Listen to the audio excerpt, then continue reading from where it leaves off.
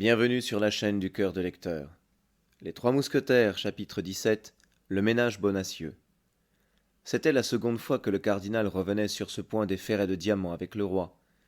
Louis XIII fut donc frappé de cette insistance et pensa que cette recommandation cachait un mystère. Plus d'une fois le roi avait été humilié que le cardinal, dont la police, sans avoir atteint encore la perfection de la police moderne, était excellente, fut mieux instruit que lui-même de ce qui se passait dans son propre ménage. Il espéra donc, dans une conversation avec Anne d'Autriche, tirer quelque lumière de cette conversation, et revenir ensuite près de son éminence avec quelque secret que le cardinal sût ou ne sût pas, ce qui, dans l'un ou l'autre cas, le rehaussait infiniment aux yeux de son ministre. Il alla donc trouver la reine, et, selon son habitude, l'aborda avec de nouvelles menaces contre ceux qui l'entouraient. Anne d'Autriche baissa la tête, laissa s'écouler le torrent sans répondre, et espérant qu'il finirait par s'arrêter. Mais ce n'était pas cela que voulait Louis XIII. Louis XIII voulait une discussion de laquelle jaillit une lumière quelconque, convaincu qu'il était que le cardinal avait quelque arrière-pensée et lui machinait une surprise terrible, comme en savait faire son éminence. Il arriva à ce but par sa persistance à accuser. Mais, s'écria Anne d'Autriche, lassée de ces vagues attaques, mais, sire, vous ne me dites pas tout ce que vous avez dans le cœur. Qu'ai-je donc fait? Voyons, quel crime ai-je donc commis? Il est impossible que votre majesté fasse tout ce bruit pour une lettre écrite à mon frère. Le roi, attaqué à son tour d'une manière si directe, ne sut que répondre. Il pensa que c'était là le moment de placer la recommandation qu'il ne devait faire que la veille de la fête. Madame, dit-il avec majesté, il y aura incessamment bal à l'hôtel de ville.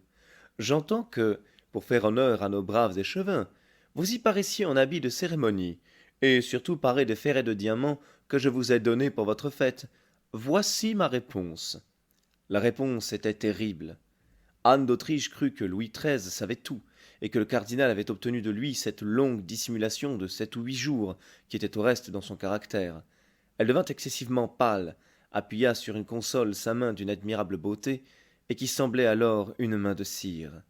Et regardant le roi avec des yeux épouvantés, elle ne répondit pas une seule syllabe. Vous entendez, madame, dit le roi, qui jouissait de cet embarras dans toute son étendue, mais sans en deviner la cause. Vous entendez? Oui, sire, j'entends, balbutia la reine. Vous paraîtrez à ce bal? Oui. Avec vos ferrets? Oui. La pâleur de la reine augmenta encore, s'il était possible. Le roi s'en aperçut et en jouit avec cette froide cruauté qui était un des mauvais côtés de son caractère. Alors, c'est convenu, dit le roi. Et voilà tout ce que j'avais à vous dire. Mais quel jour ce bal aura-t-il lieu? Demanda Anne d'Autriche. Louis XIII sentit instinctivement qu'il ne devait pas répondre à cette question, la reine l'ayant faite d'une voix presque mourante. Mais très incessamment, madame, dit-il. Mais je ne me rappelle plus précisément la date du jour. Je la demanderai au cardinal. C'est donc le cardinal qui vous a annoncé cette fête? S'écria la reine. Oui, madame, répondit le roi étonné. Mais pourquoi cela? C'est lui qui vous a dit de m'inviter à y paraître avec ses ferrets. C'est-à-dire, madame, c'est lui, sire, c'est lui. Eh bien, qu'importe que ce soit lui ou moi.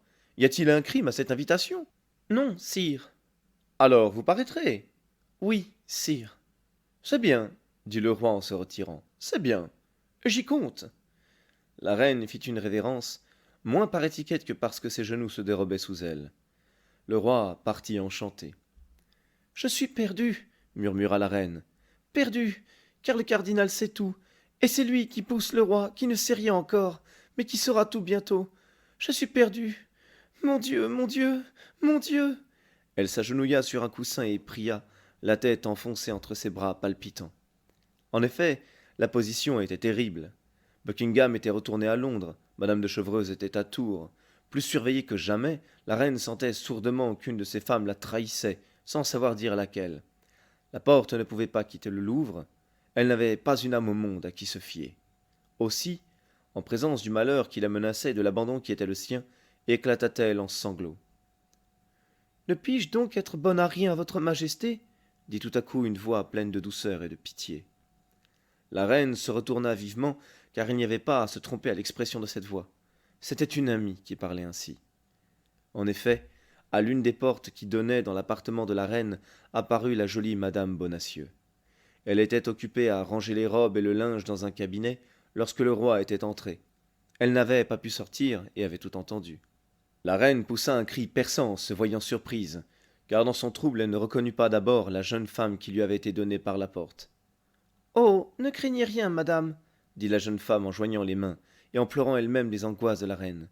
Je suis à votre majesté corps et âme, et, si loin que je sois d'elle, si inférieure que soit ma position, je crois que j'ai trouvé un moyen de tirer votre majesté de peine. Vous, ô ciel, vous, s'écria la reine. Mais, voyons, regardez-moi en face. Je suis trahie de tous côtés. Puis-je me fier à vous? Oh, madame, s'écria la jeune femme en tombant à genoux. Sur mon âme, je suis prête à mourir pour votre majesté. Ce cri était sorti du plus profond du cœur, et comme le premier, il n'y avait pas à se tromper. Oui, continua madame Bonacieux, oui, il y a des traîtres ici. Mais, par le saint nom de la Vierge, je vous jure que personne n'est plus dévoué que moi à votre majesté. Ces ferrets que le roi redemande, vous les avez donnés au duc de Buckingham, n'est-ce pas? Ces ferrets étaient enfermés dans une petite boîte en bois de rose qu'il tenait sous son bras. Est-ce que je me trompe? Est-ce que ce n'est pas cela? Oh, mon Dieu murmura la reine dont les dents claquaient d'effroi. Eh bien, ces ferrets, continua madame Bonacieux, il faut les ravoir. Oui, sans doute, il le faut, s'écria la reine. Mais comment faire? Comment y arriver? Il faut envoyer quelqu'un au duc. Mais qui? Qui? À qui me fier? Ayez confiance en moi, madame. Faites-moi cet honneur, ma reine, et je retrouverai le messager, moi. Mais il faudra écrire. Oh oui, c'est indispensable. 2 mots de la main de votre majesté et votre cachet particulier. Mais ces 2 mots, c'est ma condamnation. C'est le divorce, l'exil. Oui, s'il tombe entre des mains infâmes. Mais je réponds que ces 2 mots seront remis à leur adresse. Oh, mon Dieu, il faut donc que je remette ma vie, mon honneur, ma réputation entre vos mains. Oui, oui, madame, il le faut. Et je sauverai tout cela, moi. Mais comment? Dites-le-moi au moins. Mon mari a été remis en liberté il y a 2 ou 3 jours. Je n'ai pas encore eu le temps de le revoir. C'est un brave et honnête homme qui n'a ni haine ni amour pour personne. Il fera ce que je voudrais. Il partira sur un ordre de moi, sans savoir ce qu'il porte, et il remettra la lettre de votre majesté, sans même savoir quelle est de votre majesté, à l'adresse qu'elle indiquera. La reine prit les 2 mains de la jeune femme avec un élan passionné, la regarda comme pour lire au fond de son cœur, et ne voyant que sincérité dans ses beaux yeux, elle l'embrassa tendrement. Fais cela, s'écria-t-elle, et tu m'auras sauvé la vie, tu m'auras sauvé l'honneur. Oh, n'exagérez pas le service que j'ai le bonheur de vous rendre. Je n'ai rien à sauver à votre majesté, qui est seulement victime de perfides complots. C'est vrai, mon enfant, dit la reine, et tu as raison. Donnez-moi donc cette lettre, madame, le temps presse. La reine courut à une petite table sur laquelle se trouvaient encre, papier et plume. Elle écrivit 2 lignes, cacheta la lettre de son cachet et la remit à madame Bonacieux. Et maintenant, dit la reine, nous oublions une chose nécessaire. Laquelle? L'argent. Madame Bonacieux rougit. Oui, c'est vrai, dit-elle, et j'avouerai à votre majesté que mon mari... Ton mari n'en a pas, c'est cela que tu veux dire? Si fait, il en a, mais il est fort avare, c'est là son défaut. Cependant, que votre majesté ne s'inquiète pas, nous trouverons moyen. C'est que je n'en ai pas non plus, dit la reine. Ceux qui liront les mémoires de madame de Motteville ne s'étonneront pas de cette réponse. Mais attends. Anne d'Autriche courut à son écrin. Tiens, dit-elle, voici une bague d'un grand prix, à ce qu'on assure. Elle vient de mon frère le roi d'Espagne. Elle est à moi, et j'en puis disposer. Prends cette bague, et fais-en de l'argent, et que ton mari parte. Dans 1 heure, vous serez obéi. Tu vois l'adresse? Ajouta la reine, parlant si bas qu'à peine pouvait-on entendre ce qu'elle disait. À Milord, duc de Buckingham, à Londres. La lettre sera remise à lui-même. Généreux enfant, s'écria Anne d'Autriche. Madame Bonacieux baisa les mains de la reine, cacha le papier dans son corsage et disparut avec la légèreté d'un oiseau. 10 minutes après, elle était chez elle. Comme elle l'avait dit à la reine, elle n'avait pas revu son mari depuis sa mise en liberté. Elle ignorait donc le changement qui s'était fait en lui à l'endroit du cardinal, changement qu'avait opéré la flatterie et l'argent de son éminence, et qu'avait corroboré, depuis 2 ou 3 visites du comte de Rochefort, devenu le meilleur ami de Bonacieux, auquel il avait fait croire sans beaucoup de peine qu'aucun sentiment coupable n'avait amené l'enlèvement de sa femme, mais que c'était seulement une précaution politique. Elle trouva M. Bonacieux seul. Le pauvre homme remettait à grand-peine de l'ordre dans la maison, dont il avait trouvé les meubles à peu près brisés et les armoires à peu près vides, la justice n'étant pas une des 3 choses que le roi Salomon indique comme ne laissant point de trace de leur passage. Quant à la servante, elle s'était enfuie lors de l'arrestation de son maître. La terreur avait gagné la pauvre fille au point qu'elle n'avait cessé de marcher de Paris jusqu'en Bourgogne, son pays natal. Le digne Mercier avait, aussitôt sa rentrée dans sa maison, fait part à sa femme de son heureux retour, et sa femme lui avait répondu pour le féliciter et pour lui dire que le premier moment qu'elle pourrait dérober à ses devoirs serait consacré tout entier à lui rendre visite. Ce premier moment s'était fait attendre 5 jours, ce qui, dans toute autre circonstance, eût paru un peu bien long à maître Bonacieux. Mais il avait, dans la visite qu'il avait faite au cardinal et dans les visites que lui faisait Rochefort, ample sujet à réflexion, et comme on sait, rien ne fait passer le temps comme de réfléchir. D'autant plus que les réflexions de Bonacieux étaient toutes couleur de rose. Rochefort l'appelait son ami, son cher Bonacieux, et ne cessait de lui dire que le cardinal faisait le plus grand cas de lui. Le Mercier se voyait déjà sur le chemin des honneurs et de la fortune. De son côté, madame Bonacieux avait réfléchi, mais, il faut le dire, à tout autre chose que l'ambition. Malgré elle, ses pensées avaient eu pour mobile constant ce beau jeune homme si brave et qui paraissait si amoureux. Marié à 18 ans à M. Bonacieux, ayant toujours vécu au milieu des amis de son mari, peu susceptible d'inspirer un sentiment quelconque à une jeune femme dont le cœur était plus élevé que sa position, madame Bonacieux était restée insensible aux séductions vulgaires. Mais, à cette époque surtout, le titre de gentilhomme avait une grande influence sur la bourgeoisie, et d'Artagnan était gentilhomme. De plus, il portait l'uniforme des gardes, qui, après l'uniforme des mousquetaires, était le plus apprécié des dames. Il était, nous le répétons, beau, jeune, aventureux. Il parlait d'amour en homme qui aime et qui a soif d'être aimé. Il y en avait là plus qu'il n'en fallait pour tourner une tête de 23 ans, et madame Bonacieux en était arrivée jusqu'à cet âge heureux de la vie.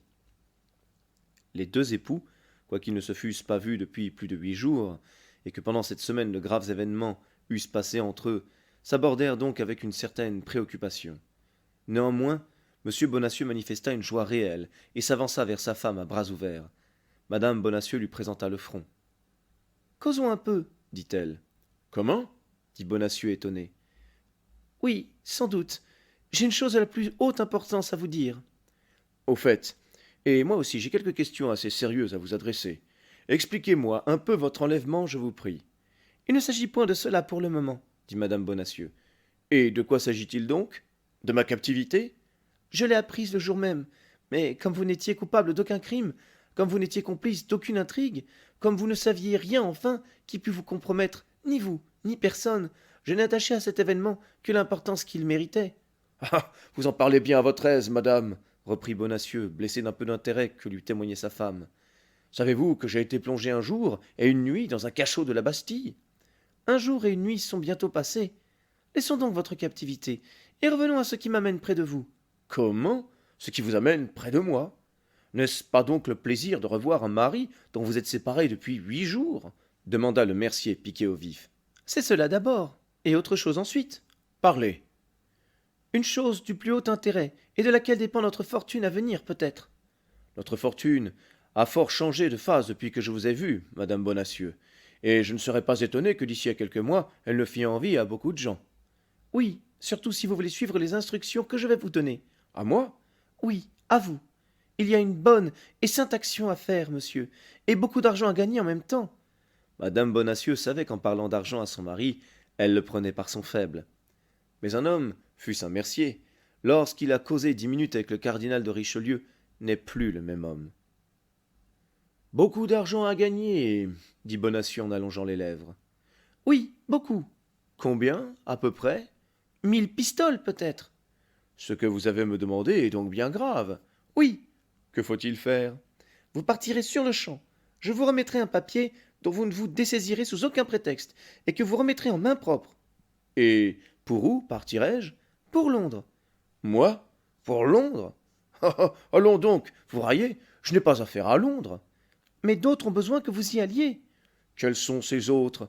Je vous avertis, je ne fais plus rien en aveugle, et je veux savoir non seulement à quoi je m'expose, mais encore pour qui je m'expose. »« Une personne illustre vous envoie, une personne illustre vous attend. La récompense dépassera vos désirs. Voilà tout ce que je puis vous promettre. »« Des intrigues encore, toujours des intrigues. Oh merci, mais je m'en défie maintenant, et monsieur le cardinal m'a éclairé là-dessus. »« Le cardinal? » s'écria madame Bonacieux. « Vous avez vu le cardinal? »« Il m'a fait appeler, répondit fièrement le Mercier. Et vous vous êtes donc rendu à son invitation, imprudent que vous êtes? Je dois dire que je n'avais pas le choix de m'y rendre ou de ne pas m'y rendre, car j'étais entre deux gardes. Il est vrai encore de dire que, comme alors je ne connaissais pas son éminence, si j'avais pu me dispenser de cette visite, j'en eusse été fort enchanté. Il vous a donc maltraité? Il vous a donc fait des menaces? Il m'a tendu la main et m'a appelé son ami. Son ami, entendez-vous, madame? Je suis l'ami du grand cardinal. Du grand cardinal? Lui contesteriez-vous ce titre par hasard, madame? Je ne lui conteste rien. Mais je vous dis que la faveur d'un ministre est éphémère, et qu'il faut être fou pour s'attacher à un ministre. Il a des pouvoirs au-dessus du sien, qui ne reposent pas sur le caprice d'un homme ou l'issue d'un événement. C'est à ces pouvoirs qu'il faut se rallier. J'en suis fâché, madame, mais je ne connais pas d'autre pouvoir que celui du grand homme que j'ai l'honneur de servir. Vous servez le cardinal? Oui, madame, et comme son serviteur, je ne permettrai pas que vous vous livriez à des complots contre la sûreté de l'État, et que vous serviez, vous, les intrigues d'une femme qui n'est pas française et qui a le cœur espagnol. Heureusement, le grand cardinal est là. Son regard vigilant surveille et pénètre jusqu'au fond du cœur. Bonacieux répétait mot pour mot une phrase qu'il avait entendu dire au comte de Rochefort. Mais la pauvre femme, qui avait compté sur son mari et qui, dans cet espoir, avait répondu de lui à la reine, n'en frémit pas moins, et du danger dans lequel elle avait failli se jeter et de l'impuissance dans laquelle elle se trouvait. Cependant, connaissant la faiblesse et surtout la cupidité de son mari, elle ne désespérait pas de l'amener à ses fins. Ah! Vous êtes cardinaliste, monsieur, s'écria-t-elle. Ah! Vous servez le parti de ceux qui maltraitent votre femme et qui insultent votre reine? Les intérêts particuliers ne sont rien devant les intérêts de tous. Je suis pour ceux qui sauvent État, dit avec emphase Bonacieux. C'était une autre phrase du comte de Rochefort, qu'il avait retenue et qu'il trouvait l'occasion de placer. Et savez-vous ce que c'est que l'État dont vous parlez? Dit madame Bonacieux en haussant les épaules. Contentez-vous d'être un bourgeois sans finesse aucune, et tournez-vous du côté qui vous offre le plus d'avantages. Hé hé dit Bonacieux en frappant sur un sac à la panse arrondie et qui rendit un son argentin. Que dites-vous de ceci, madame la prêcheuse? D'où vient cet argent? Vous ne devinez pas? Du cardinal? De lui et de mon ami, le comte de Rochefort. Le comte de Rochefort? Mais c'est lui qui m'a enlevé. Cela se peut, madame. Et vous recevez de l'argent de cet homme? Ne m'avez-vous pas dit que cet enlèvement était tout politique? Oui, mais cet enlèvement avait pour but de me faire trahir ma maîtresse, de m'arracher par des tortures des aveux qui pussent compromettre l'honneur et peut-être la vie de mon auguste maîtresse. Madame, reprit Bonacieux, votre auguste maîtresse est une perfide espagnole, et ce que le cardinal fait est bien fait. Monsieur, dit la jeune femme, je vous savais lâche, avare et imbécile, mais je ne vous savais pas infâme. Madame, dit Bonacieux, qui n'avait jamais vu sa femme en colère et qui reculait devant le courroux conjugal. Madame, que dites-vous donc? Je dis que vous êtes un misérable, continua madame Bonacieux, qui vit qu'elle reprenait quelque influence sur son mari. Ah, vous faites de la politique, vous? Et de la politique cardinaliste encore? Ah! Vous vous vendez corps et âme au démon pour de l'argent? Non, mais au cardinal. C'est la même chose, s'écria la jeune femme. Qui dit Richelieu dit Satan. Oh, taisez-vous, madame, taisez-vous, on pourrait vous entendre. Oui, vous avez raison, et je serais honteuse pour vous de votre lâcheté. Mais qu'exigez-vous donc de moi, voyons? Je vous l'ai dit, que vous partiez à l'instant même, monsieur, que vous accomplissiez loyalement la commission dont je daigne vous charger. Et, à cette condition, j'oublie tout, je pardonne, et il y a plus. Elle lui tendit la main. Je vous rends mon amitié. Bonacieux était poltron et avare, mais il aimait sa femme. Il fut attendri. Un homme de 50 ans ne tient pas longtemps rancune à une femme de 23. Madame Bonacieux vit qu'il hésitait. Allons, êtes-vous décidé? dit-elle. Mais, ma chère amie, réfléchissez donc un peu à ce que vous exigez de moi. Londres est loin de Paris, fort loin, et peut-être la commission dont vous me chargez n'est-elle pas sans danger? Qu'importe, si vous les évitez. Tenez, madame Bonacieux, dit le mercier, tenez, décidément je refuse. Les intrigues me font peur. J'ai vu la Bastille, moi. C'était affreux. La Bastille. Rien que d'y penser, j'en ai la chair de poule. On m'a menacé de la torture. Savez-vous ce que c'est que la torture? Des coins de bois qu'on vous enfonce entre les jambes, jusqu'à ce que les os éclatent. Non, décidément, je n'irai pas. Et morbleu, que vous n'y alliez vous-même. Car en vérité, je crois que je me suis trompé sur votre compte jusqu'à présent. Je crois que vous êtes un homme, et les plus enragés encore. Et vous, vous êtes une femme. Une misérable femme, stupide et abrutie. Vous avez peur. Eh bien, si vous ne partez pas à l'instant même, je vous fais arrêter par l'ordre de la reine, et je vous fais mettre à cette Bastille que vous craignez tant. » Bonacieux tomba dans une réflexion profonde. Il pesait mûrement les deux colères dans son cerveau, celle du cardinal et celle de la reine. Celle du cardinal l'emporta énormément. Faites-moi arrêter de la part de la reine, dit-il, et moi, je me réclamerai de son éminence. Pour le coup, madame Bonacieux vit qu'elle avait été trop loin, et elle fut épouvantée de s'être si fort avancée. Elle contempla un instant avec effroi cette figure stupide d'une résolution invincible, comme celle des sots qui ont peur. Eh bien, soit, dit-elle. Peut-être, au bout du compte, avez-vous raison. Un homme en sait plus long que les femmes en politique, et vous surtout, monsieur Bonacieux, qui avez causé avec le cardinal. Et cependant, il est bien dur, ajouta-t-elle, que mon mari, un homme sur l'affection duquel je croyais pouvoir compter, me traite aussi disgracieusement et ne satisfasse point ma fantaisie. C'est que vos fantaisies peuvent mener trop loin, reprit Bonacieux triomphant, et je m'en défie. J'y renoncerai donc, dit la jeune femme en soupirant. C'est bien. N'en parlons plus. Si au moins vous me disiez quelle chose je vais faire à Londres, reprit Bonacieux, qui se rappelait un peu tard que Rochefort lui avait recommandé d'essayer de surprendre les secrets de sa femme.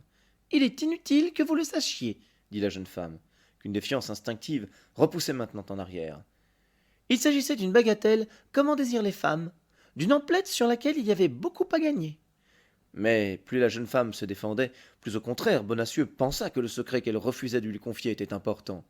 Il résolut donc de courir à l'instant même chez le comte de Rochefort et de lui dire que la reine cherchait un messager pour l'envoyer à Londres. Pardon si je vous quitte, ma chère madame Bonacieux, dit-il, mais ne sachant pas que vous me viendriez voir, j'avais pris rendez-vous avec un de mes amis. Je reviens à l'instant même, et si vous voulez m'attendre seulement une demi-minute, aussitôt que j'en aurai fini avec cet ami, je reviens vous prendre, et comme il commence à se faire tard, je vous reconduis au Louvre. Merci, monsieur, répondit madame Bonacieux. Vous n'êtes point assez brave pour m'être d'une utilité quelconque, et je m'en retournerai bien au Louvre toute seule. Comme il vous plaira, madame Bonacieux, reprit le mercier. Vous reverrai-je bientôt? Sans doute. La semaine prochaine. Je l'espère. Mon service me laissera quelque liberté, et j'en profiterai pour revenir mettre de l'ordre dans nos affaires, qui doivent être quelque peu dérangées. C'est bien, je vous attendrai. Vous ne m'en voulez pas? Moi? Pas le moins du monde. À bientôt, alors. À bientôt. Bonacieux baisa la main de sa femme et s'éloigna rapidement. Allons, dit madame Bonacieux. Lorsque son mari eut refermé la porte de la rue et qu'elle se trouva seule, il ne manquait plus à cet imbécile que d'être cardinaliste. Et moi, qui avais répondu à la reine, moi qui avais promis à ma pauvre maîtresse. Oh, mon Dieu, elle va me prendre pour quelqu'un de ce misérable dont fourmille le palais, et qu'on a placé près d'elle pour l'espionner. Ah, monsieur Bonacieux, je ne vous ai jamais beaucoup aimé. Maintenant c'est bien pire. Je vous hais. Et sur ma parole, vous me le paierez.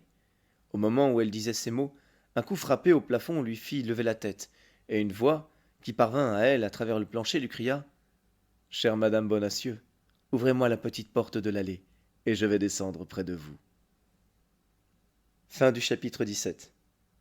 J'espère que deux voix féminines d'un coup, ça ne vous a pas mis trop mal à l'aise. Moi, j'avoue que j'ai un petit peu de malaise à essayer de les refaire. Alors si ça vous a plu malgré tout, n'hésitez pas à laisser un j'aime à cette vidéo, à vous abonner pour la suite, et je vous dis à demain pour découvrir quelle était cette voix, mais on a des forts soupçons, qui a répondu à madame Bonacieux. En attendant, je vous souhaite une bonne soirée.